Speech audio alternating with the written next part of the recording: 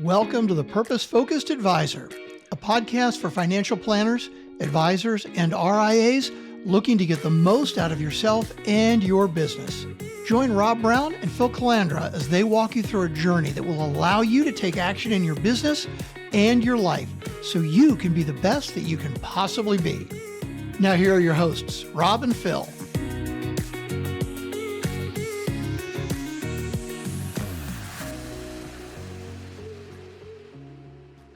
Welcome back to the Purpose Focused Advisor. Rob Brown here with my good friend and co-host, Phil Calandra, and it's just the two of us today. It's the middle of the year. No guests today, but it's the middle of the year, and we're going to spend some time on this episode and the next episode talking about some things that we've learned this year from hosting this podcast, but also from Phil being an advisor and working with advisors every day. What are some things that are going on that we think can help you, our audience, put new ideas into work in your practice as you go into the second half of the year? And Phil, we decided that today what we really want to do is focus a little bit on you and the work that you're doing as an advisor. You've had some really good success over the course of the last few months, and you've made some changes and some discoveries about your business. And I said I wouldn't say it this way, but I'm going to do it anyways. It's a little bit of proof that some old dogs can learn new tricks. So Phil, kind of fill us in, give us an update on what's been going on in your practice as you've been out there bringing in some great new clients. Yeah, you're so right. I mean, we are in a business of doing and a business of learning. And I think I've always believed that. And the advisors that can continue to learn and continue to explore are ultimately going to have a much more elegant life. They're going to enjoy and have that passion fueled for them. And that's kind of happened for me in this first half of 2024. As you mentioned, I still actively meet with my existing clients and bring in new clients.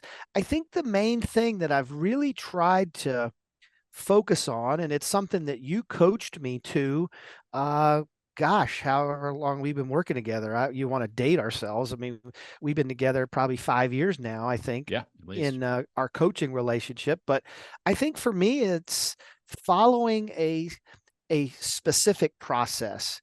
And the more that I peel it back, I understand that when I stick to my defined process and I make certain on the front end that the potential client fits me instead of me trying to fit them, the success is much more endearing. It works much better. We've talked about in our coaching, Rob, the signature solution.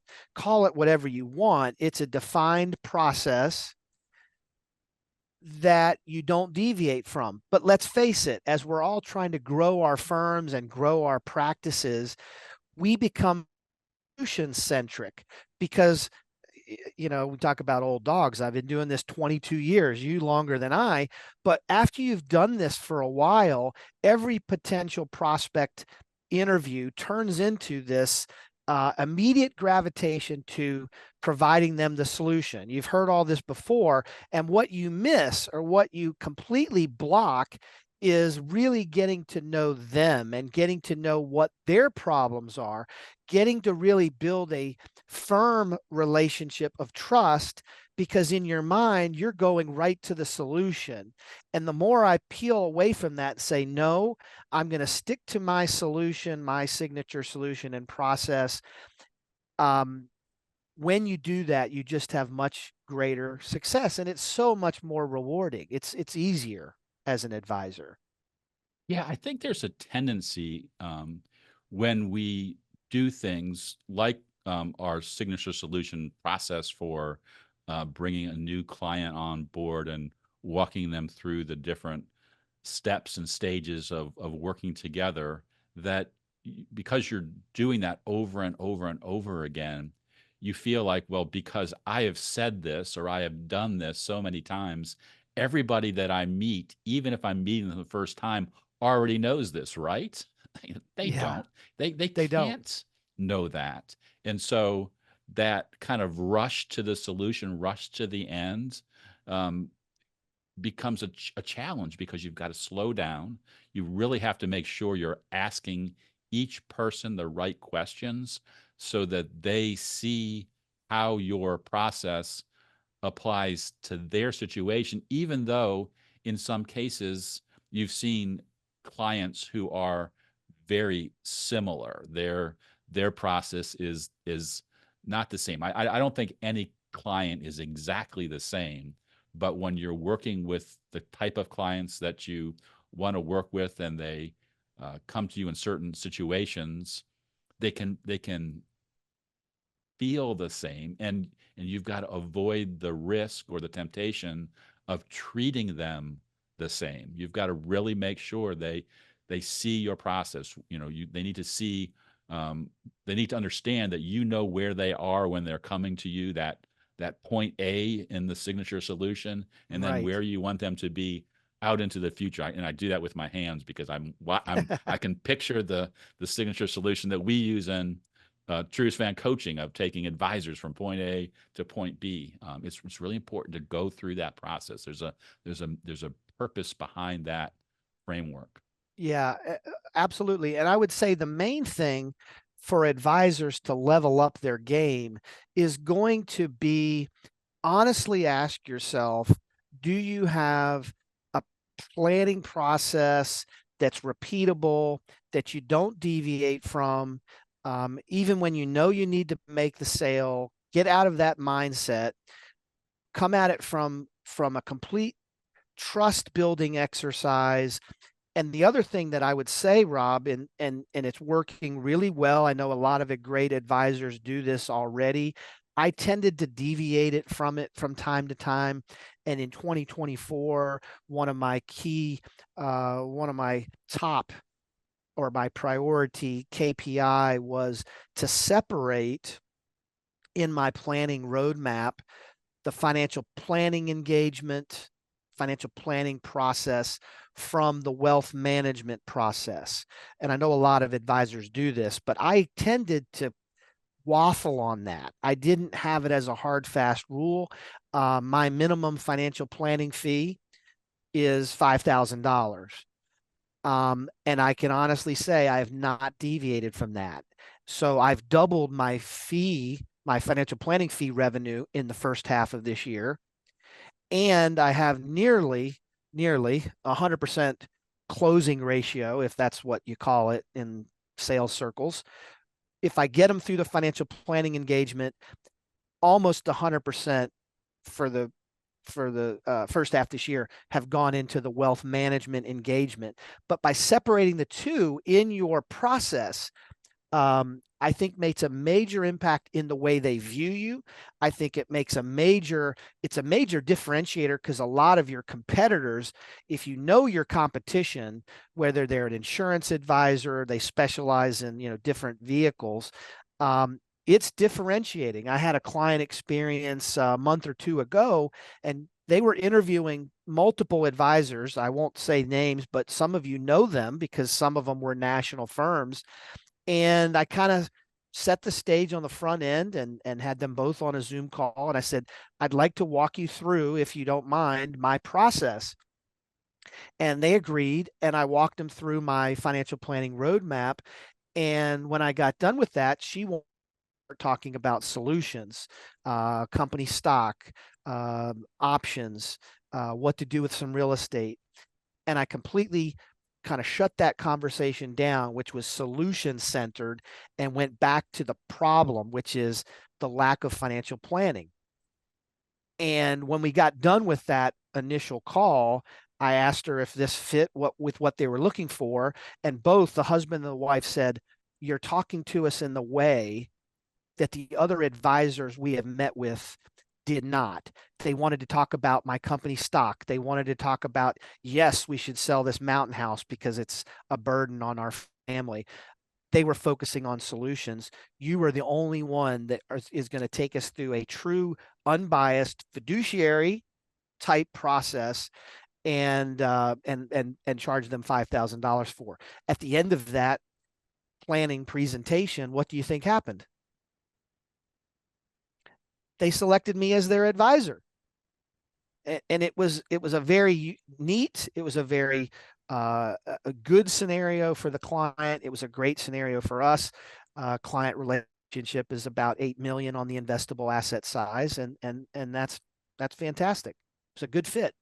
Yeah, so that's a great success story. And what I really like about that, and we have talked prior to this episode about that scenario. What I really appreciate about what you did there was, number one, you actually took some time this year to reevaluate your process. It wasn't that the things that you did for this new client, they were things that you would have done for them previously, but you were really thinking about, how am I delivering my message? How am I making sure that my signature solution, my roadmap for helping my clients really sticks out to that client in a way that they can see the value that I am providing is pointing out to them what their planning goals are, what they really should be solving for.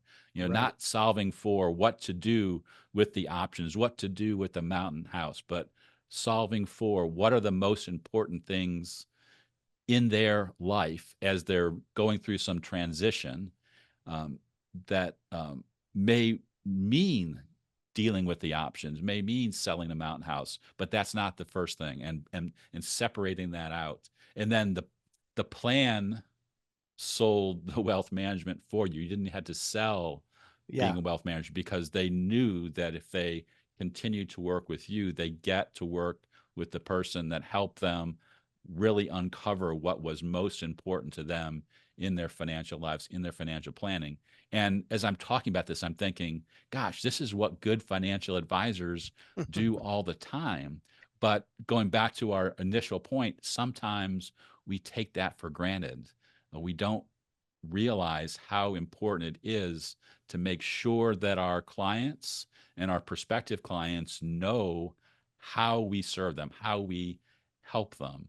And that's just part of continuously growing and improving.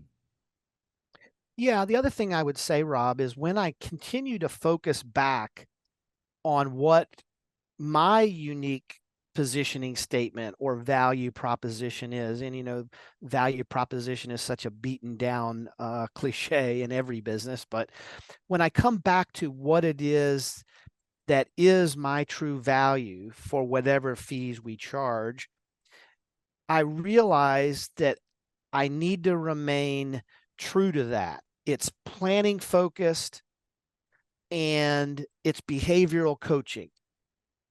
Because think about what's going on. I know we're going to do another podcast show about kind of where we are mid-year. Think about, as we speak to one another, what is happening in our country.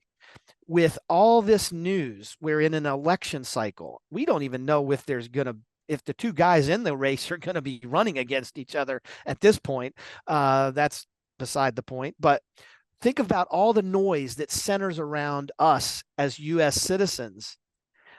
We have to remove that noise and stay committed and focused to what we've been asked to do, or what I would say we've been put on this earth to do, which is to help guide families to their most cherished financial goals.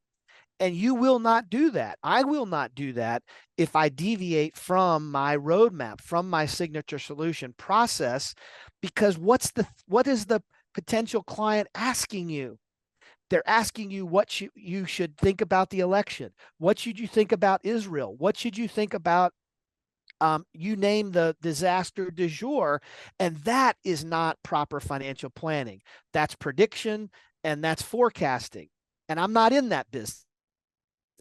I'm in the business of understanding what's truly important to the client and their lifestyle and their goals for their family.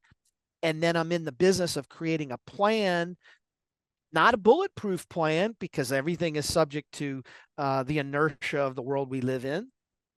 But I'm in the business of creating plans, and I'm in the greater business of making sure that my client who trusts me doesn't blow that plan up, because everything that's orbiting around us in the news cycle in our country, I believe, is going to blow up the person's plan. And guess what, guys and gals? If that's not proof enough for you to have endure all the prospects you want, then I don't know what is, because clients need us, and they need us more than ever if you have a process that truly serves them, and doesn't put the focus on solutions that you want. It provides solving problems that they have. Yeah, I think that's so good, Phil, because the work that our audience does, the work that financial advisors do, is extremely important work.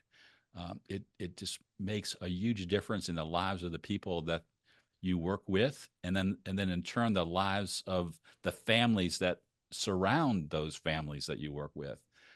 So it's really important. But in the business, in the industry, it's really easy to say, to focus on assets or focus on recurring revenues, because that's the scorecard.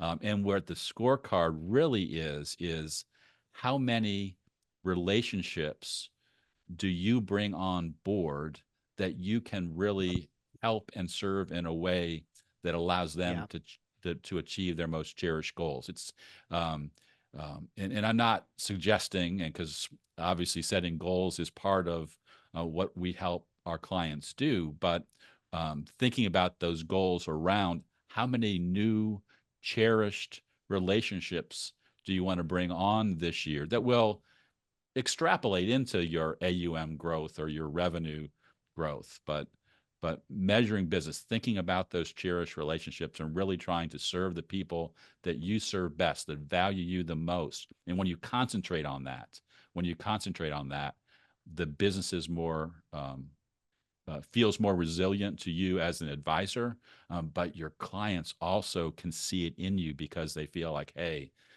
Phil really took the time to get to know me, and you can't take that for granted. I think that's a big takeaway from today. Is you can't take for granted what you're doing and how you're impacting people.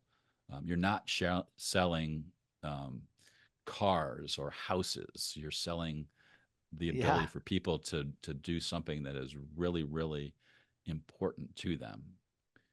Yeah, the other thing I would say, and I know you're going to probably want to land the plane soon, but as you say, think about it in the context of what a financial advisor does, financial planner, and maybe the field of medicine. Because if we went out on the street today, Rob, and we asked 10 people up and down the road there, which is a more valiant, which is a more important vocation, that of medicine or that of a financial advisor, 11 out of 10 people would say, well, the doctor is a much more respected member of the community. But you got to realize that the doctor is going to lose the war. They may win the battle and they may beat back the disease or the infliction or the wound or the accident, but they lose the war. We don't lose the war. We help our clients build enduring financial wealth, if it's to be wealth, and we help families achieve financial freedom and independence and their most cherished financial goals. And if we do it properly, we don't lose the war, because it can be something enduring. It can impact multiple generations. The doctor cannot impact multiple generations because, unfortunately, we all die and we have to leave the loved ones we have in this world behind. The financial advisor, the proper financial planner, does not. So I hope that inspires people to think about what they're doing in the second half of this year and make an impact, because that's the way I believe, that's the way I see our industry right now. Phil, I was getting ready to ask you as we wrap up this episode, what's the big takeaway from today? But I think you just gave it. Maybe we can think of this episode as being an episode where we talk about rooting for the success of our clients or the success of the advisor and audience all the time. But I think deep down, we both think about ourselves as being cheerleaders for our audience, for the financial planning industry. And so if you're listening to this episode and you think, well, this has been some great stuff.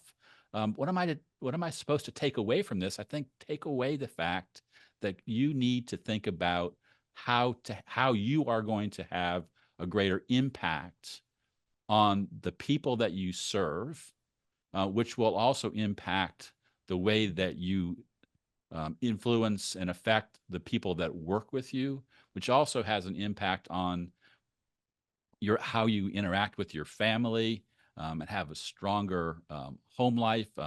It impacts the way True. that you serve the community. So that impact, go out and think about having an impact. What are you going to do when you think about the rest of this year? What are you going to do to have a greater impact? Answer that question. I think that's a really important thing to think about. And Phil's given us some examples from his practice of taking that to heart. So Phil, I don't know if you have anything else to add to that. You summed it up great. The only other short thing I would add is you need to root for your client's success. They need you. They need you now more than ever. Do not question your fee. Do not question your value. If you need help in your own heart, in your own mind with your value proposition, then get the help. Call Rob, call me, call somebody, call your sales manager. You are so valuable right now. You need to root for your client's success the same way that Rob and I always say we're rooting for your success. Well, that's the heart of being a Truist fan, is to be fans of other people, but to also make sure that you are around people that are encouraging you, that are your greatest cheerleaders. So I think that's a great way to end the show today, Phil. So let's just remind everybody that we will be back next week with another episode. A little hint, we're going to talk more about what to do at this midpoint of the year. And as always, we're rooting for your success. Thanks for listening to the episode. We're glad to have you aboard. Thanks for joining us for this episode of The Purpose Focused Advisor. If you want to learn more, head over to our website, truistfancoaching.com. There you'll learn all about becoming a purpose-focused advisor. You'll also find today's show notes and links to the other gifts and resources we talked about during the episode. Again, thanks for listening, and remember, we're rooting for your success.